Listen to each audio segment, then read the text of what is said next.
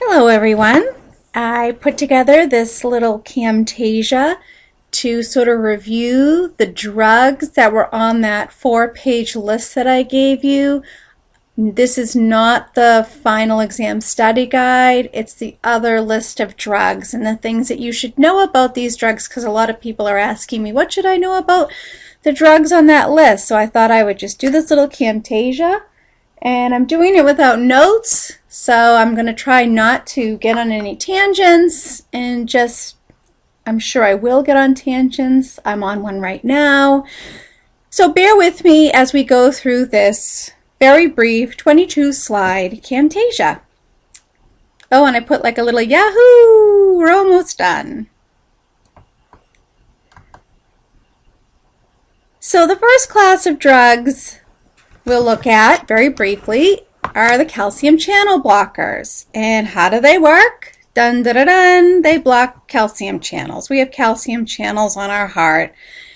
And by blocking those calcium channels, it helps to slow the heart rate down. Calcium channel blockers also have the additional effect of causing vasodilation, so that's also nice for our heart. It doesn't have a lot of pressure to push against when it's pushing the blood out of the heart and into our blood vessels. So these are pretty nice drugs, or we could say, let's see, very nice drugs, because they don't have any corresponding or similar suffixes to go by. And what we need to know as hygienists that these drugs all can induce gingival hypoplasia in patients.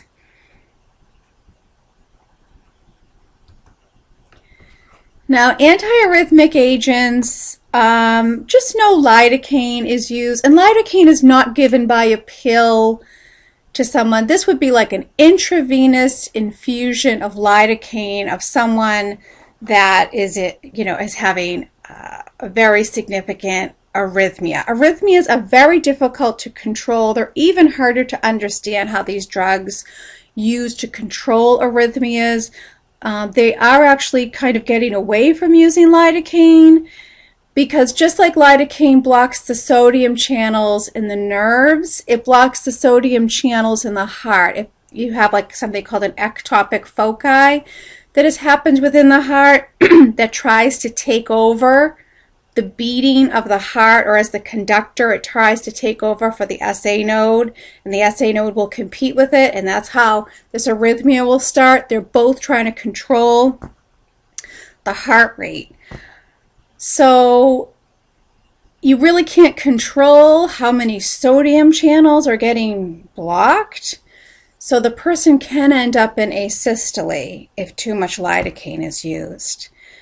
Right now, arrhythmias are also very difficult to control with drugs.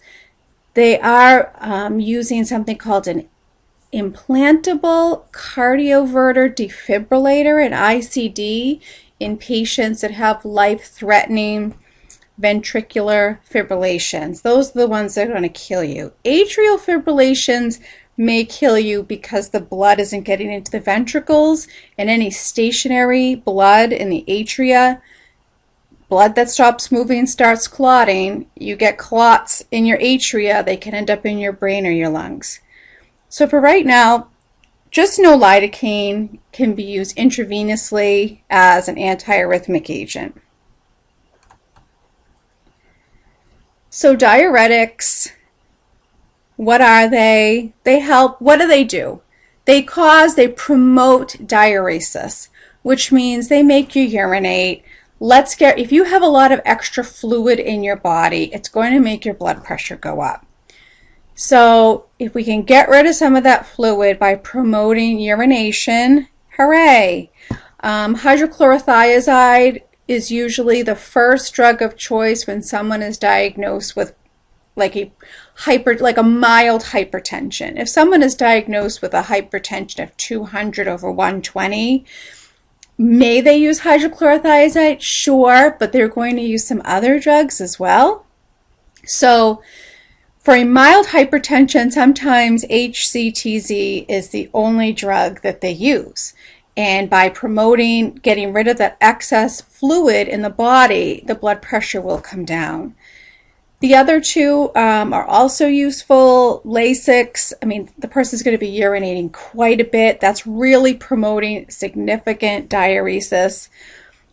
For the final, I want you to know about hydrochlorothiazide, what it does, makes you urinate, promotes diuresis, and that it can be the only drug prescribed. It's the first drug prescribed when someone is diagnosed with a mild hypertension. So blood thinners, right? Thinning out the blood, aspirin, cheap, it's great. A lot of patients, I want you to start asking your patients in the clinic. It's not on our medical history. Do you take a baby aspirin? Because they don't consider that a drug, right? So if they don't consider it a drug, they don't put it down, but it can make them bleed a little bit longer. They're not clotting as fast. Warfarin's the same thing. They're not clotting as fast, and that's good, right? That's what we want out of that drug. We're making those platelets kind of slippery. So side effects with these drugs, they could bleed a little bit longer. You may see petechiae, ecchymosis, purpura. Elderly people taking these drugs, especially warfarin, you may look on their hands and they're black and blue all over their hands and their lower arms. And that can be caused, they're just bleeding longer. They end up with a lot of hematomas because of it. Don't combine warfarin and aspirin. It can result in a deadly hemorrhage. So if the patient is taking warfarin, don't recommend that they take aspirin.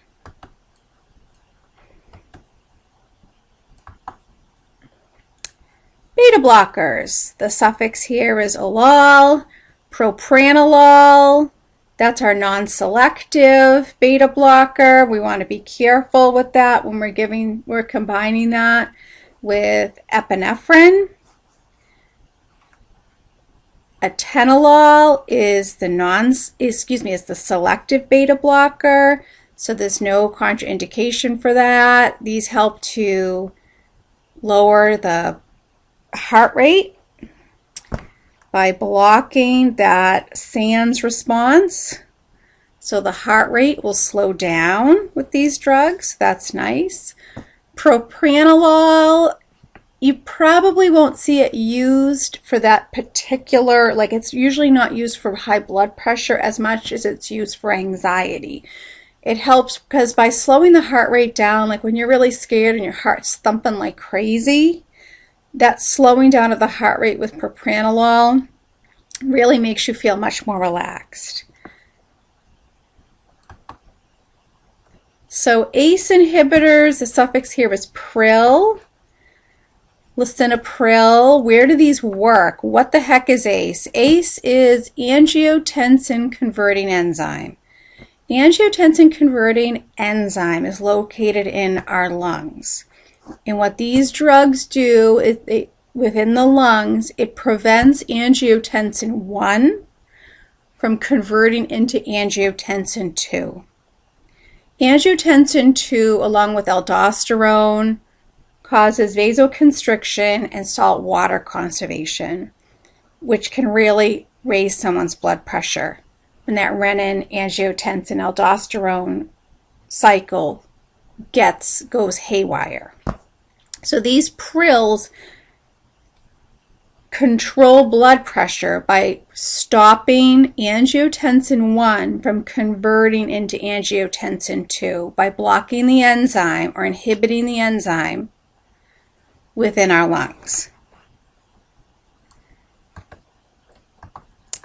They are also, the prils have that serious side effect of angioedema, which is basically the person's throat is closing on them. It's life-threatening. It will actually appear to the patient, if you ever have a loved one taking a pril, and they say, "My voice sounds funny," that they'll start to think that their voice sounds funny, and that's the beginning of angioedema. Like it almost sounds like their tongue is hugely thick. The most annoying side effect with the prils is that cough. And we talked a little bit about that cough being more associated with women. About 40% of women will develop a cough with the prils. And they're linking that to that women have more bradykinin than men. Anti-anxiety medications, LAMs, PAMs, Versed, Ativan, Valium. Valium, drug of choice for status epilepticus, and that will be a parenteral administration, not an enteral. If someone is having a seizure, they cannot swallow a pill. It has to be by injection. And so these drugs are favored over the barbiturates because they have a wider safety or therapeutic index, and they're not as addictive. And these are useful in anxiety reduction in the dental office. Patients will take one of these for anxiety reduction. These drugs, especially Versed, is part of conscious sedation because it gives a nice amnesia effect, and that amnesia effect is ideal, especially when you're having certain frightening procedures done or unwelcome procedures like colonoscopies that you maybe don't want to remember, or having your teeth extracted. Versed offers that amnesia effect. All the benzodiazepines do. These are all benzodiazepines, and they all offer some amnesia to them. So barbiturates, the suffix with barbiturates is bital. Phenobarbital is still useful today. It's used for controlling seizures in someone with a seizure disorder. Butabidol is one of the ingredients of a headache medication called Fioricet. It also includes, I believe it's acetaminophen and caffeine, and it helps to control headaches. So you don't see these as often. Phenobarbital, you will see it occasionally with someone that has seizures. Barbiturates can be addictive. The person, if they quit them cold turkey, what they've been doing, right, is replacing GABA within the brain, that nice calming inhibitory neurotransmitter. And if you quit a barbiturate cold turkey, you stop taking it, you can go into life-threatening seizures. So they're not super safe. You'd have to taper off of them very, very slowly. You can go into status epilepticus if you're taking phenobarbital and decide you don't need it anymore. Same thing with this headache medication. If you just quit it, you may end up with seizures because the barbiturates have been replacing the GABA within our brain, so the brain can't just rebound very quickly and just start making GABA again right away. It will take some time to build up within the brain. So it can be life-threatening, sudden withdrawal from barbiturates. So opioids, there's an opioid epidemic right now. Kids might start off taking parents or adult prescriptions of things like codeine, Vicodin. Then, that becomes expensive. It becomes hard to get those drugs. And then they turn to something like heroin, which is chemically similar, will do similar things in the brain, and it's cheaper. Unfortunately, heroin on the street is not regulated. So sometimes it's cut with other drugs, and it's leading to people dying of respiratory depression, overdose from heroin. And usually it's cut a lot of times with fentanyl, and that combination has been leading to a lot of deaths. So morphine is the prototype. Vicodin is something you may have heard about. People may get that in the dental office. The number one opioid analgesic that's prescribed in the dental office is codeine, and that's Tylenol. When you see Tylenol number 3, that means Tylenol with codeine. And sometimes it's shortened in the dental office. They call it T3s. But codeine is the number one opioid analgesic prescribed in the dental office. And Narcan is that if you've had an overdose, this can actually bring you right back around. These Narcan Sometimes it looks like a little drill. They'll drill it right into your femur. All ambulances now carry it, EMS people, firefighters, everyone has Narcan because of this horrific opioid epidemic that we're going through with people that are overdosing on heroin. Naloxone or Narcan will take them right out of that overdose by antagonizing those opioid receptors, those kappa, mu, delta receptors in the brain. So then we have non-opioid analgesics. Things like ibuprofen, those NSAIDs, have replaced or should be replacing Tylenol with codeine in the dental office because they're finding that NSAIDs such as ibuprofen are just as effective at relieving patients' pain as Tylenol with codeine. Codeine's not a great pain medication. It's not effective in a lot of people because codeine is a prodrug. It actually has to be converted into our liver into its active drug.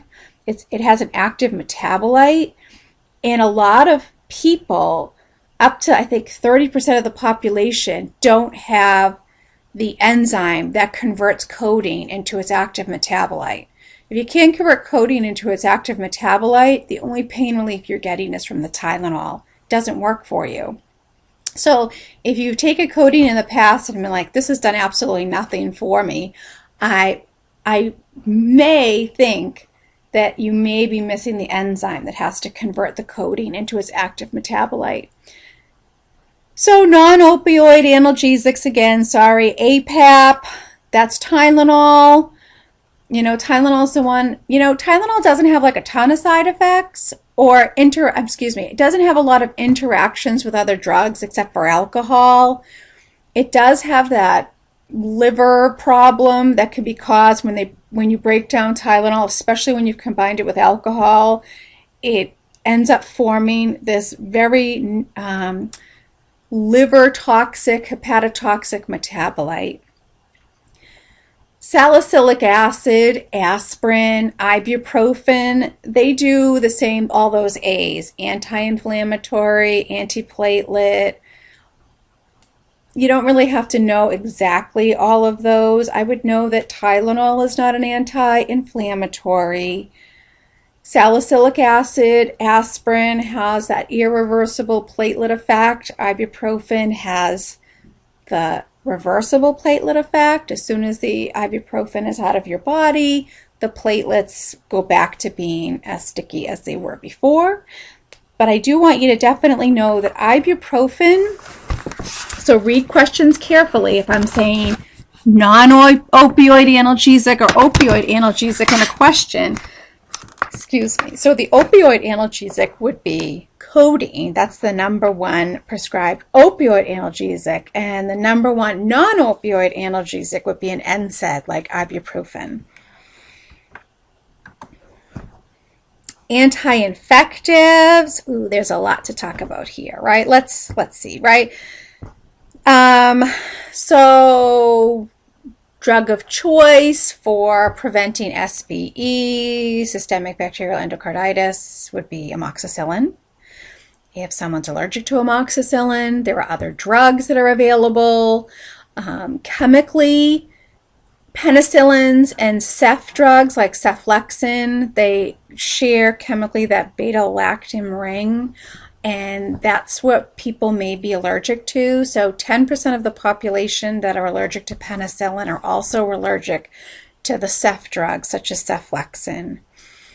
Tetracycline can, that can make teeth kind of that gray-brown color. The macrolides of things such as erythromycin, clarithromycin, and azithromycin. So you may see something like clarithromycin being prescribed if someone's allergic to penicillin. Clindamycin is linked to pseudomembranous colitis. And clindamycin is linked to pseudomembranous colitis. That terrible, you get bloody diarrhea. I mean, it can be life-threatening. It is, it is quite, when you have that, you are very, very sick. Clindamycin is linked to it, but don't be fooled. Any anti-infective, any antibiotic that you take can end up stripping your colon of the good stuff and allowing an opportunistic infection, that C. diff, to take hold, and you can get pseudomembranous colitis.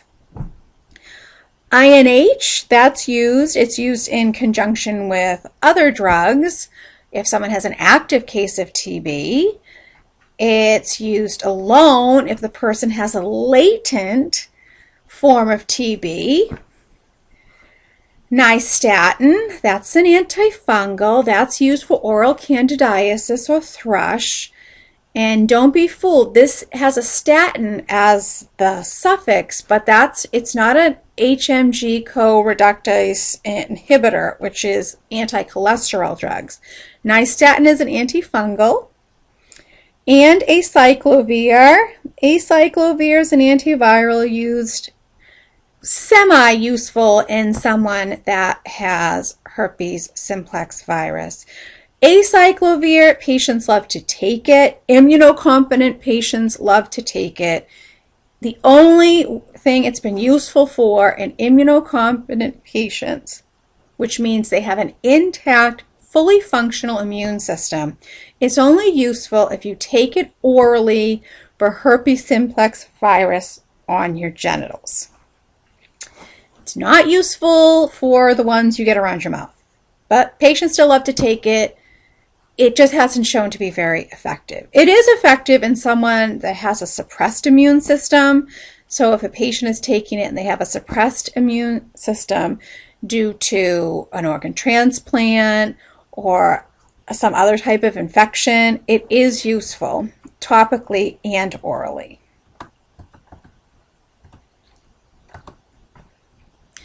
Anticonvulsants. Oh, look at that. I use the old term there. So seizure medications, right? So I selected these three for you to know. Phenytoin, Dilantin. I'm sure you know why I selected that one. It's been linked to gingival hyperplasia. There are other drugs probably as equally efficacious as Dilantin. Probably if a younger person has had a seizure, Dilantin will not be the first drug of choice. You'll still see people taking Dilantin because it has been successful for them. But if this is their first introduction into an anti-seizure medication, they probably won't be introduced to Dilantin. These other two drugs, valproic acid Depakote and carbamazepine Tegretol, the reason I linked these here, they're useful for other things other than seizure disorders. They're also effective. Sometimes they're also now called mood stabilizers or neuromodulators. So that might be like within the next 10 to 20 years, they might be called neuromodulators, like brain modification. Because they're also useful in treating things like the mania portion of bipolar disorder. They're useful in treating trigeminal neuralgia, but one of their side effects is excessive bleeding. So you may see that as a hygienist. If someone is bleeding a lot, it could be because if they're taking Depakote or Tegretol. Antipsychotic medications. So antipsychotic medications try to block the amount of dopamine in the brain. Dopamine excess has been causally linked to schizophrenia. So things like Thorazine and Haldol, these are older type of antipsychotic medications. They block a lot of dopamine. So when you block a lot of dopamine, the person, because they're not selective, like I'm only going to block the dopamine that's linked to schizophrenia. No. They block a bunch of dopamine receptors in the brain, and dopamine also has to do with movement. All right, so if you block dopamine, the person can start to have movement disorders, and these are called extrapyramidal effects or extrapyramidal syndrome, EPS. And that can be, you can see that as restlessness, that akathisia dystonia, where the person is like sort of pulling their head to the side with their neck. They can actually, if their dopamine level is blocked so much, they can actually look like they have Parkinson's, because someone with Parkinson's has very low levels of dopamine. So it's called like Parkinsonism. They don't have Parkinson's disease, but they look like they do, which results in them sort of getting like a mask-like appearance to their face and having the inability or a real slow initiation of movement. If you have a loved one that's had Parkinson's, it sort of takes them quite a while to think, I want to get out of this chair. It's a slowed initiation of movement. And the one that's most significant to us as hygienists would be like tardive dyskinesia. And that's when the lips and the tongue and the jaw is moving up and down, up and down. It's just constantly moving. These drugs also have a ton of other side effects, xerostomia, orthostatic hypotension. Compazine is useful as an antiemetic. It works in the Olive, shush. You wrecking my video. Shush. Excuse me, my cat.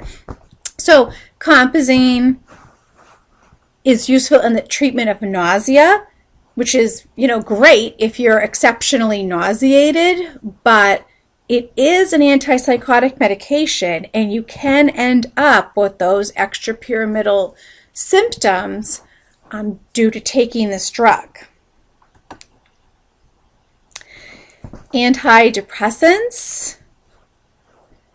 And let's see here. What do I want to tell you about the antidepressants? Amitriptyline, this one is good to know. This is a tricyclic antidepressant. And this is the one that you do not want to combine with a vasoconstrictor. Elavil, it can end up leading to a hypertensive crisis. Amitriptyline releases a lot of norepinephrine, which is an excitatory neurotransmitter. And specifically, it's amitriptyline and levonorepinephrine. Levonorepinephrine works on the alpha receptors, which causes much more vasoconstriction than epinephrine. But if you know to limit the dose with someone taking Elavil with any kind of vasoconstrictor, you want to limit that dose to the cardiac dose. That's important for you to know. Things like Prozac and Zoloft, these are selective serotonin receptor inhibitors. Let's get some more serotonin within the synapse. So that's great. The side effects with those, most of our serotonin's in our gut. So if you're releasing more serotonin in the gut, you can end up with a lot of GI symptoms. So that's probably the number one symptoms with SSRIs, GI. In fact, until you have those nausea, vomiting, diarrhea, your dose probably isn't high enough to get any results within your brain. So sometimes doctors will look for that. Once you are nauseated, you're at the right dose. But interestingly enough, within the brain, as you're raising neurotransmitters, others go down. So as your serotonin goes up, sometimes your dopamine goes down a little bit. And you may see that lowering of the dopamine. You'll see it two ways. You'll have a very low sex drive, and you'll suffer from a ton of sexual side effects with these drugs because of that lowering of the dopamine. The other thing that you may see, it may be a very, very, very, very mild form of that tardive dyskinesia. Patients that take Prozac, Zoloft, and all of these other SSRIs have bruxism a lot. And that would be the dental side effect, the number one dental side effect. And I wonder if that's like the very mildest part of that tardive dyskinesia, the bruxism that people have with SSRIs.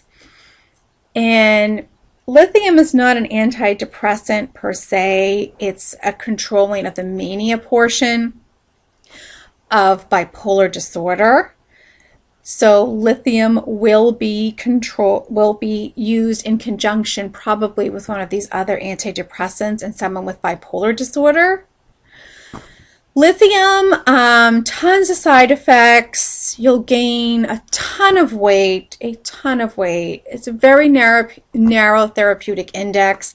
One of like the dental side effects that lithium causes, it can give you like a really bad, like metallic taste in your mouth. It doesn't go away. It just tastes like metal. But it is effective. It is effective in controlling mania. So that's the antidepressants. Antihistamines, right? We've got older ones, we've got newer ones. What's the difference between the older and the newer? The older are more lipid-soluble, things like diphenhydramine. That means that they go to our brain. That means diphenhydramine, if you saw the trade name as Nitol, it's useful for putting us to sleep. They're very sedating when they go to the brain. So Benadryl, you may take it for an allergy, right? It's good at blocking those histamine receptors. It makes us all drippy and leaky and snorty, whatever. You may take that, but it will also sort of sedate you. Something like Claritin, less lipid soluble. It's supposed to be non-drowsy. Probably some of it gets to the brain. Probably makes you a little drowsy. I don't think it could be 100% not going through the brain, but that's one of the differences between the two. The older ones are useful for other things like motion sickness and stuff like that because they work in the brain. The others are just for allergies, the Claritin and Allegra and Zyrtec. They're less lipid soluble. Diphenhydramine also has a unique ability to numb someone a little bit. So if someone has a true reproducible allergy to all local anesthetics, you can use diphenhydramine 1 to 1,000. So it'd be 1 part diphenhydramine to 1,000 parts of water. And that would be something that you'd have to go to a compounding pharmacy to get. It's not really sold. It would be very, very, very, very unlikely that you would find someone that has a true reproducible allergy to all local anesthetics. But Benadryl or diphenhydramine is useful in that situation if it should ever arise. Respiratory drugs, let's talk about these. Albuterol, what does albuterol do? Right? It basically mimics the SANS response. It's a sympathomimetic drug. So why do we care about that? Well, because when you want to run away from something really fast, it's really good that you can get oxygen into your lungs. You get oxygen into your lungs, you bronchodilate, it's great. It's helpful for asthmatics to get more oxygen into their lungs for that bronchodilation. So it's a sympathomimetic drug. But remember, it's not just the bronchodilation that's happening. You give someone albuterol, you may notice some tremors in their hands and they're a little agitated. It's because it's also stimulating that central nervous system, all right? So you may get central nervous system stimulation with albuterol. So first drug of choice, DOC, someone is having an asthma attack. We're going to give them their short-acting beta-2 agonist, albuterol. They keep wheezing. They're becoming increasingly worse. That's when you're going to give them the epinephrine. That situation is status asthmaticus. That could be life-threatening. So epinephrine, parenteral. You can't swallow a pill of epinephrine. It's not going to work. You have to deliver parenteral epinephrine. Hormones, what do we need to know about hormones? Probably every person in here within the first year of working will see someone that's taking levothyroxine, Synthroid. Basically, it's replacing, the person has hypothyroidism, and we're replacing the thyroid hormone in their body, which is good. It regulates metabolism. So Synthroid. So they may be taking Synthroid for 2 separate reasons. Well, maybe 3. Let me think. All right. So the first one is they are originally hypothyroid. So then they're given Synthroid. The second reason they might be giving Synthroid is they were hyperthyroid, overactive. They had radioactive iodine. It killed too much of their thyroid gland, and that converted them into a hypothyroid state, and then they take supplemental Synthroid. Or they were hyperthyroid, then they had a thyroidectomy. They had their whole thyroid gland removed, or they had too much removed and they've become hypothyroid, not enough, and then they take Synthroid. Oral contraceptives, why do we care? Well, we care for a variety of reasons. People that take oral contraceptives have more gingivitis, they're at higher risk for dry socket, and then the biggest thing is if you see a patient in practice that still needs to take antibiotic prophylaxis, you need to remind them that their oral contraceptives may be less effective because we actually need the bacteria in our gut to convert that estrogen, okay? And if you've killed off all the bacteria in your gut with antibiotics, it's very, very unlikely, very, very, very unlikely that someone's going to get pregnant with 1 dose of antibiotics and they're taking oral contraceptives. But unlikely doesn't mean impossible. All right, it's not impossible. So because it's not impossible, you need to remind the person to use a secondary form of birth control. And I would note it in their record as well that they were reminded to use a secondary form of birth control. Cortisones. Suffix, ONE, own, hydrocortisone, prednisone. To a lesser extent, Decadron is not going to be on the exam. It's good to know though. You may, if you've had spinal surgery or any heavy-duty surgery, you may have received Decadron first. So why do people take these drugs? They take the drug sometimes to prevent organ rejection. They have a lot of allergies. They have asthma. They have inflammatory processes going on. Want you to know that rule of 2, 20 milligrams of hydrocortisone for 2 weeks or longer. Within the last 2 years, the person may need supplemental steroid prescription because their adrenal gland may have atrophied a little bit. And if it's a very stressful situation, their adrenal gland won't be able to produce any cortisol. So the 20 milligrams of hydrocortisone I should add, or its equivalent, which would be 5 milligrams of prednisone. So look at those slides. I want you to know the prednisone as well, what they're used for, what some of their side effects are. Sometimes it's delayed healing. If you are delivering steroids through the inhaler, you can see like a localized immunosuppression that comes out as an opportunistic infection, such as thrush. You want to tell the patient to rinse their mouth if they're using inhaled steroids. Someone that's taking the pills, they may see delayed healing. You may see osteoporosis. Those are all on your slides. The prazoles, proton pump inhibitors, working at that last exchange, the proton pump within the lumen on the top of the parietal cell, right near the lumen of the stomach. Prazoles, that's their suffix. They're great drugs for GERD. Just know we need the acid in our stomachs to kill bacteria. So if you're taking these drugs on a daily basis, you're going to be much more at risk for foodborne illness.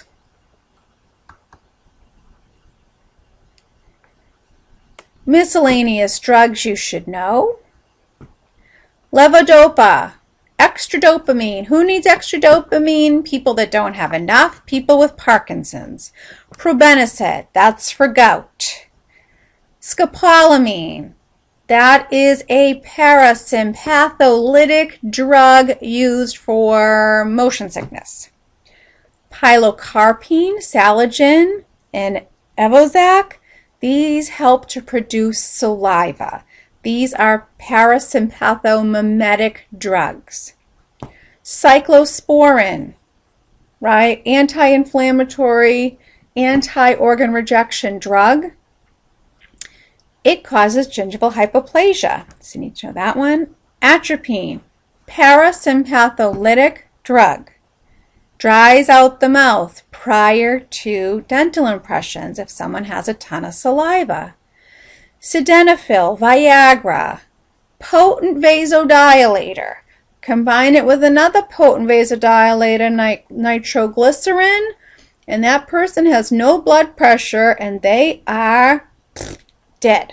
So you don't want to be handing their nitroglycerin tabs to someone before you're asking them the last time they had a dose of their ED medication. Bupropion, let's see, I'm not sure if I can pronounce this. I'm not going to get it. I'm just going to say Chantix, Zyban and Chantix. What do we care about them? They're smoking cessation drugs. And then finally statins, and not nystatin. I'm talking about the statins used for cholesterol, those HMG co-reductase inhibitors, atorvastatin, simvastatin. Every person's on a statin. Help to lower our cholesterol, saving our lives. You can read this on your own, all about the different oral side effects, right? What causes bleeding? What causes xerostomia? Just about every drug causes xerostomia. What causes gingival hypoplasia? What are the drugs of choice of status asthmaticus, status epilepticus? Well, I hope this was helpful. I'm trying to think, there's so many other things I want to tell you, but I think I will stop because this is getting too long.